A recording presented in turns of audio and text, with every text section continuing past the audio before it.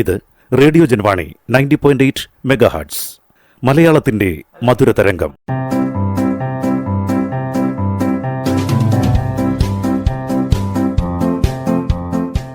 ഇപ്പോൾ വാരാന്ത്യ ലോക വൃത്താന്തം കേൾക്കാം. പ്രൊഫസർ ജെ ജേക്കബ് അവതരിപ്പിക്കുന്നു. വാരാന്ത്യ ലോക വൃത്താന്തം.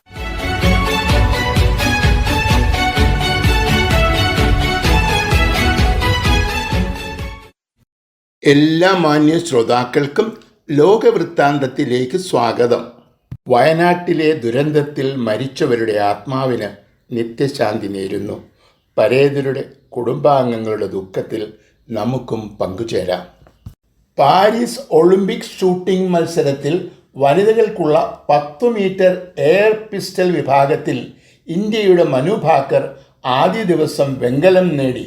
അടുത്ത ദിവസം ഇതേ വിഭാഗത്തിൽ നടന്ന മിക്സഡ് മത്സരത്തിൽ മനു ഭാക്കറും സരോബ്ജത് സിംഗും വെങ്കലം നേടി. പുരുഷന്മാരുടെ 50 മീറ്റർ റൈഫിൾ 3 പൊസിഷനിൽ സ്വപ്നിൽ കുസാലയും വെങ്കലം നേടിയതോടെ ഇന്ത്യയുടെ മെഡൽ നില 3 ഉയർന്നു. സ്വാതന്ത്ര്യം ലഭിച്ചതിനു ശേഷം നടന്ന ഒളിമ്പിക്സിലെ ഷൂട്ടിംഗ് മത്സരങ്ങളിൽ മെഡൽ നേടുന്ന ആദ്യത്തെ ഇന്ത്യക്കാരിയാണ് മനു ഭാക്കർ. ഒരു ഒളിമ്പിക്സിൽ ഇന്ത്യയിലെ ഒരു കായിക താരം 2 മെഡലുകൾ നേടിയതും ആദ്യമായിട്ടാണ്. ഇതിനകം തന്നെ നിരവധി സമ്മാനങ്ങൾ നേടി ഈ 3 താരങ്ങളും അന്താരാഷ്ട്ര ഷൂട്ടിംഗ് മത്സരങ്ങളിൽ തങ്ങളുടെ സാന്നിധ്യം അറിയിച്ചിട്ടുണ്ട്. നമ്മുടെ പ്രധാനമന്ത്രി അടക്കമുള്ളവർ ഇവരെ അഭിനന്ദിച്ചിട്ടുണ്ട്. നമ്മുടെ രാജ്യത്തിൻ്റെ അന്തസ്സുയർത്തിയ ഈ കായിക പ്രതിഭകളെ അഭിനന്ദിക്കുകയും ഇവർക്ക് ഭാവിയിൽ കൂടുതൽ വിജയങ്ങൾ ഉണ്ടാകട്ടെ എന്ന് ആശംസിക്കുകയും ചെയ്യുന്നു.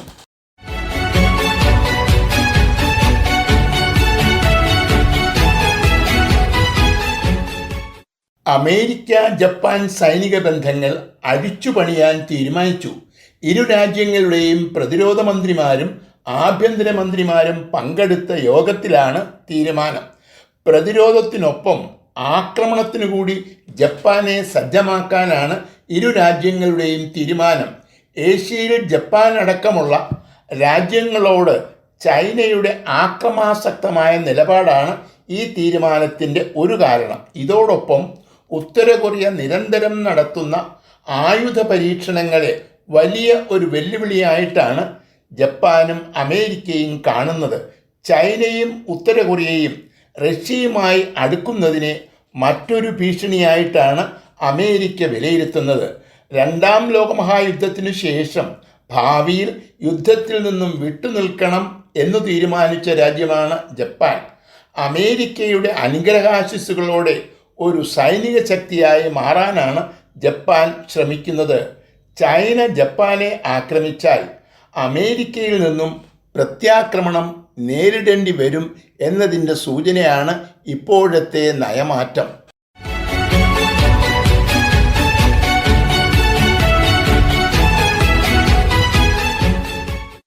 ആഫ്രിക്കൻ നാഷണൽ കോൺഗ്രസിൽ നിന്നും ജേക്കബ് സുമയെ പുറത്താക്കി. 2007 ആഫ്രിക്കൻ നാഷണൽ കോൺഗ്രസിൻ്റെ പ്രസിഡന്റും 2008 മുതൽ 9 വർഷക്കാലം ദക്ഷിണാഫ്രിക്കയുടെ പ്രസിഡന്റുമായിരുന്നു ഇദ്ദേഹം. അവിശ്വാസ പ്രമേയം പാസ്സാകുമെന്ന് ഉറപ്പായതിനെ തുടർന്നാണ് 2017 ഇദ്ദേഹം രാജി സമർപ്പിച്ചത്. ബലാത്സംഗം മുതൽ പണാപഹരണം വരെയുള്ള നിരവധി കേസുകളിൽ 83കാരനായ ഇദ്ദേഹം വിചാരണ നേരിടുകയാണ്. എന്നാൽ കുറ്റകൃത്യങ്ങളുടെ പേരിലല്ല, പാർട്ടി വിരുദ്ധ പ്രവർത്തനങ്ങളുടെ പേരിലാണ് ഇപ്പോഴത്തെ പുറത്താക്കൽ. കഴിഞ്ഞ 30 വർഷത്തിനിടയിൽ ആദ്യമായിട്ടാണ് ആഫ്രിക്കൻ നാഷണൽ കോൺഗ്രസിൻ്റെ വോട്ട് 50% കുറഞ്ഞത്.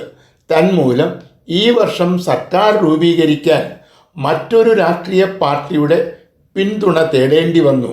ജേക്കബ് സുമ പിന്തുണയ്ക്കുന്ന പുതിയ ഒരു രാഷ്ട്രീയ പാർട്ടി 15% വോട്ടുകൾ നേടിയതുകൊണ്ടാണ് ആഫ്രിക്കൻ നാഷണൽ കോൺഗ്രസിൻ്റെ ഭൂരിപക്ഷത്തിൽ ഇടിവുണ്ടായത്. ഒരു കാലത്ത് ജനം നെഞ്ചേറ്റി നടന്ന ജേക്കബ് സുമ ഇന്ന് പാർട്ടിക്കൊരു ബാധ്യതയാണ്.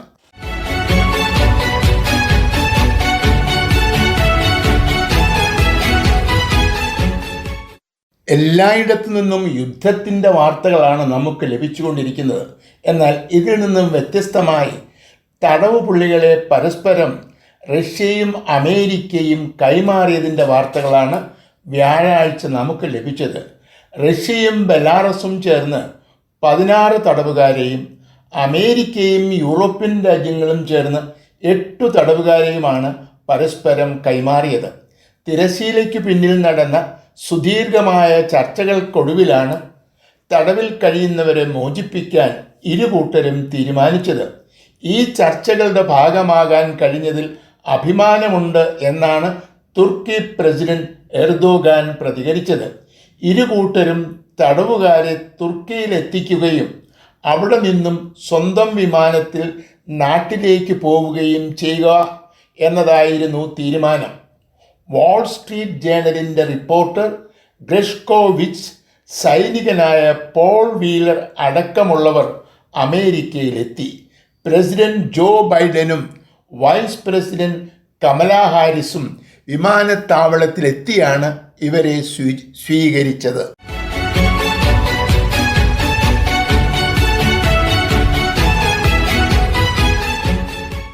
ഇസ്രായേലിൻ്റെ അധീനതയിലുള്ള ഗോലാൻ കുന്നുകളിലുണ്ടായ ഒരാക്രമണത്തെ തുടർന്ന് ഫുട്ബോൾ കളിച്ചുകൊണ്ടിരുന്ന 12 കുട്ടികൾ കൊല്ലപ്പെടുകയും 50ഓളം പേർക്ക് ഗുരുതരമായി പരിക്കുകൾ പറ്റുകയും ചെയ്തു. ലബനോൺ കേന്ദ്രമാക്കി പ്രവർത്തിക്കുന്ന ഹിസ്ബുള്ള ആണ് ആക്രമണത്തിനു പിന്നിൽ എന്നാണ് ഇസ്രായേലിൻ്റെ വിലയിരുത്തൽ. ഇതിനു മുൻപ് പലപ്പോഴും ഹമാസിന് ഐക്യദാർഢ്യം പ്രഖ്യാപിച്ചുകൊണ്ട് ഹിസ്ബുള്ള ഇസ്രായേലിനെ ആക്രമിച്ചിട്ടുണ്ട്. എന്നാൽ ഇപ്പോഴത്തെ ആക്രമണത്തിൽ തങ്ങൾക്ക് പങ്കില്ല എന്ന നിലപാടിലാണ് ഹിസ്ബുൾ. യുക്തമായ തീരുമാനമെടുക്കാൻ മന്ത്രിസഭ ബെഞ്ചമിൻ നെതന്യാഹുവിനെ അധികാരപ്പെടുത്തി. വാഷിംഗ്ടൺ സന്ദർശിച്ചപ്പോൾ നെതന്യാഹുവിനെതിരെ വാഷിംഗ്ടണിലും ഇസ്രായേലിലും പ്രതിഷേധ പ്രകടനങ്ങൾ ഉണ്ടായി. വെടിനിർത്തൽ ചർച്ചകൾ വഴിമുട്ടി. American vice president Kamala Harris യുദ്ധം അവസാനിപ്പിക്കണമെന്ന് ബെഞ്ചമിനോട് ആവശ്യപ്പെട്ടു. ഇതെല്ലാം അവഗണിച്ച് ലെബനോണിലെ ഹിസ്ബുള്ള താവളങ്ങൾ ചൊവ്വാഴ്ച ഇസ്രായേൽ ആക്രമിച്ചു. പുതിയ ഒരു യുദ്ധം കൂടി തുടങ്ങുകയാണ്.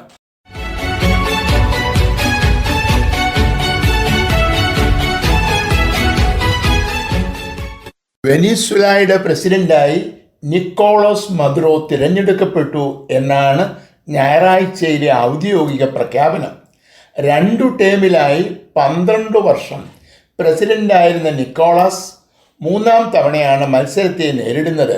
തിരഞ്ഞെടുപ്പിൽ വലിയ അഴിമതി നടന്നു എന്നാണ് പ്രതിപക്ഷം ആരോപിക്കുന്നത്. ഈ തിരഞ്ഞെടുപ്പിൽ നിക്കോളാസ് പരാജയപ്പെടും, എന്നാൽ അദ്ദേഹം അത് അംഗീകരിക്കില്ല എന്നും നേരത്തെ തന്നെ പല പത്രങ്ങളും പ്രവചിച്ചിരുന്നു. തങ്ങൾക്ക് 70% വോട്ടുകൾ ലഭിച്ചു എന്നും തന്മൂലം തങ്ങളുടെ സ്ഥാനാർത്ഥി വിജയിച്ചു എന്നുമാണ് പ്രതിപക്ഷത്തിൻ്റെ അവകാശവാദം. ജനവികാരം തിരഞ്ഞെടുപ്പ് ഫലത്തിനെതിരാണ് എന്നാണ് അമേരിക്ക അടക്കമുള്ള അയൽ രാജ്യങ്ങളുടെ വിലയിരുത്തൽ. എന്നാൽ എന്നെ വെനിസ്വലയുടെ പ്രസിഡന്റായി 3ാം വട്ടവും ജനങ്ങൾ തിരഞ്ഞെടുത്തു. ഇവിടെ ശാന്തിയും സമാധാനവും നിയമവാഴ്ചയും ഉറപ്പാക്കും എന്നാണ് നിക്കോളാസ് മദുറോ പ്രഖ്യാപിച്ചത്. ആഭ്യന്തര കലാപത്തിനുള്ള സാധ്യതകളാണ് ഇവിടെ പലരും കാണുന്നത്.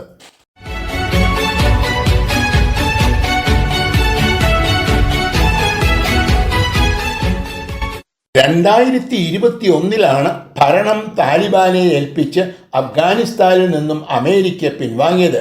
എന്നാൽ ഇപ്പോഴും അഫ്ഗാനിസ്ഥാൻ ഏറ്റെടുക്കൽ പൂർത്തിയായിട്ടില്ല എന്നാണ് റിപ്പോർട്ടുകൾ സൂചിപ്പിക്കുന്നത്.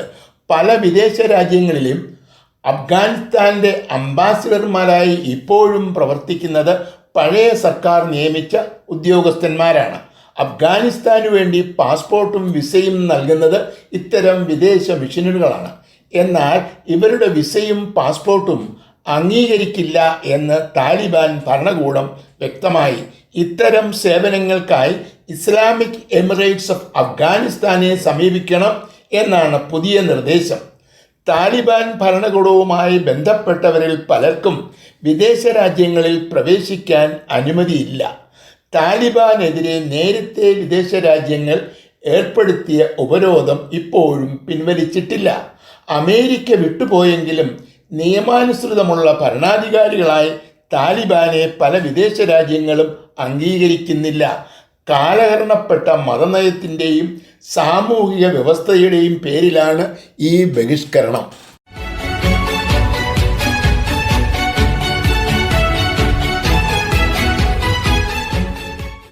ഹമാസിന്റെ നേതാവായ ഇസ്മായിൽ ഹനിയ ഇറാനിൽ വെച്ച് റോക്കറ്റ് ആക്രമണത്തിൽ കൊല്ലപ്പെട്ടു. പ്രസിഡന്റിന്റെ സ്ഥാനാരോഹണ ചടങ്ങിൽ പങ്കെടുക്കാനാണ് ഇദ്ദേഹം ഇറാനിലെത്തിയത്. സർക്കാരിൻ്റെ ക്ഷണം സ്വീകരിച്ച് തലസ്ഥാന നഗരിയിൽ വലിയ സുരക്ഷയുള്ള ഒരു ഹോട്ടലിൽ സർക്കാരിൻ്റെ അതിഥിയായി താമസിക്കുമ്പോഴാണ് കൊല്ലപ്പെടുന്നത്. ഇത് ഇറാന് വലിയ നാണക്കേടായി. ഇസ്രായേലാണ് ഈ കൊലപാതകത്തിന് പിന്നിൽ എന്നാണ് ഇറാനും ഹമാസും സംശയിക്കുന്നത്. ഇയാളെ വധിക്കുമെന്ന് ഇസ്രായേൽ നേരത്തെ തന്നെ വ്യക്തമാക്കിയിട്ടുണ്ട്. എന്നാൽ ഇതുവരെ ഈ കൊലപാതകത്തിൻ്റെ ഉത്തരവാദിത്വം ഇസ്രായേൽ ഏറ്റെടുത്തിട്ടില്ല. ലെബനോണിലെ ഹിസ്ബുള്ള നേതാവിനെ വധിച്ചത് തങ്ങളാണെന്ന് ഇസ്രായേൽ സ്ഥിരീകരിച്ചിട്ടുണ്ട്. അമേരിക്കയുടെയും സഖ്യകക്ഷികളുടെയും പിന്തുണയുള്ള ഇസ്രായേലിനെതിരെ ഈ അടുത്ത കാലത്ത് ഇറാൻ നടത്തിയ ആക്രമണം വലിയ പരാജയമായിരുന്നു. ഈ സാഹചര്യത്തിൽ ഇസ്രായേലിനെതിരെ പുതിയൊരു പ്രത്യാക്രമണം നടത്താൻ ഇറാൻ തയ്യാറാകില്ല എന്നാണ് പൊതുവെ പ്രതീക്ഷിക്കുന്നത്.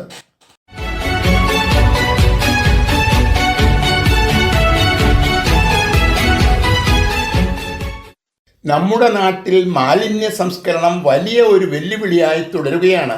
ഒരു ശുചീകരണ തൊഴിലാളി മരിച്ചതിനെ തുടർന്നാണ് ഇപ്പോഴത്തെ കോലാഹലം. മാലിന്യ കൂമ്പാരത്തിൽ തീപിടിച്ചപ്പോഴും ഇതുപോലെ ഒരു കോലാഹലമുണ്ടായി. എന്നാൽ ഈ പ്രശ്നം പരിഹരിക്കാൻ കഴിയുന്നില്ല എന്നത് ഒരു യാഥാർത്ഥ്യമാണ്. മാലിന്യം ശേഖരിക്കുന്നതിനും സംസ്കരിക്കുന്നതിനുമുള്ള നമ്മുടെ സംവിധാനങ്ങൾ ഒട്ടും തന്നെ പര്യാപ്തമല്ല. നിത്യവും ആയിരക്കണക്കിന് സന്ദർശകരെത്തുന്ന വലിയ വ്യാപാര സമുച്ചയങ്ങൾ, സർക്കാർ ഓഫീസുകൾ, ആശുപത്രികൾ തുടങ്ങിയ സ്ഥലങ്ങളിൽ പോലും മാലിന്യങ്ങൾ ശേഖരിക്കുന്നതിനോ സംസ്കരിക്കുന്നതിനോ സംവിധാനങ്ങളില്ല. വിദേശ രാജ്യങ്ങളിൽ ഓരോ മുക്കിലും മൂലയിലും മാലിന്യങ്ങൾ നിക്ഷേപിക്കാനുള്ള പെട്ടികളുണ്ട്.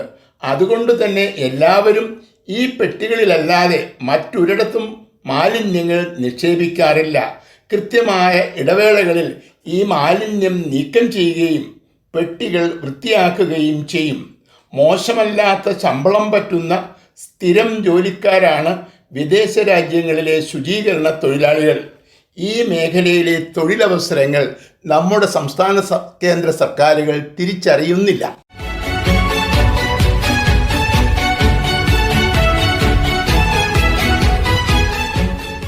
ഗംഗോത്രി, ഹരിദ്വാർ, ഗ്വാമുഖ് തുടങ്ങിയ സ്ഥലങ്ങളിൽ നിന്നും ശേഖരിക്കുന്ന ഗംഗാജലം ശിവധാം എന്ന ക്ഷേത്രത്തിൽ എത്തിക്കുന്ന ചടങ്ങാണ് കൺവർ യാത്ര.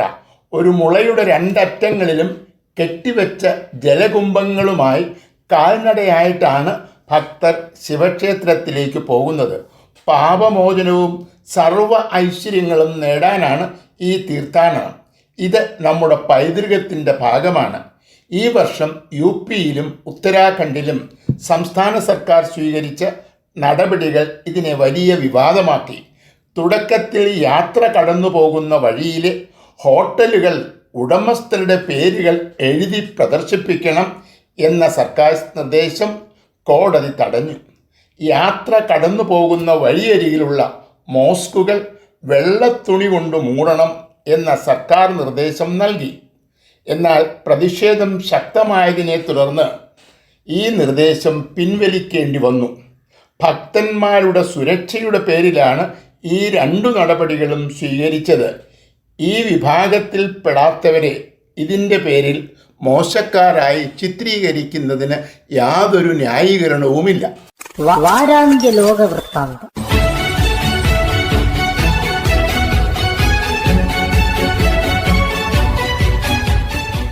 തയ്യാറാക്കി അവതരിപ്പിച്ചത് പ്രൊഫസർ ജെ ജേക്കബ്.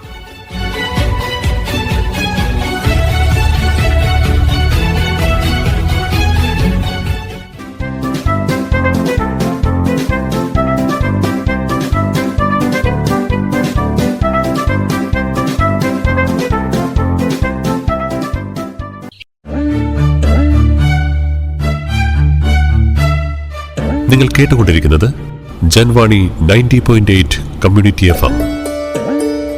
അറിയേണ്ടതും കേൾക്കേണ്ടതും മാത്രം.